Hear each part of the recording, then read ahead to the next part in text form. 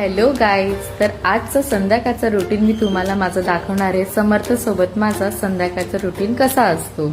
खूप कठीण असतो, शेवटपर्यंत नक्की बघा. समर्थला त्याच्या मामाकडे टेकवला आणि मी आले जेवण करायला. आणि जेवण करायला घेतलं. जेवण करता करता समर्थने त्याचं काम केलं होतं. मम्मी लाईफ खूप म्हणजे खूप स्ट्रगल असते हे मला आत्ता समजतंय.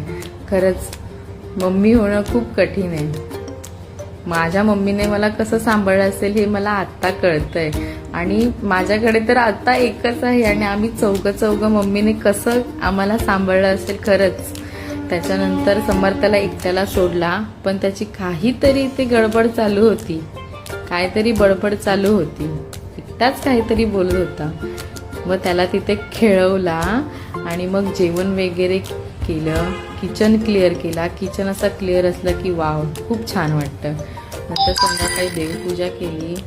त्याचाच गुरुवार म्हणून देवपूजेला उशीर झाला.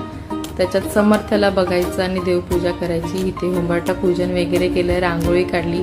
समर्थ नाही रांगोळी ठेवत, पण काय एक मनाला समाधान म्हणून काढते. रांगोळी काढलेली मस्त वाटत होतं. त्याच्यानंतर त्याला भरवलं. मी जेवायच्या आधी त्याला भरवून घेते. त्याला असं कॅमेऱ्यामध्ये बघायला खूप आवडतं, म्हणून मी त्याला दाखवत होती की बघ म्हणून. पण त्याचं काय वेगळेच नखरे चालले होते. आणि मस्ती करायला तर सगळ्यात पुढे. जेवल्यानंतर आम्ही पण जेवलो आणि मग त्याच्यासोबत केली शतपावली. शतपावली करताना हे असे काय त्याचे नखरे चालू होते.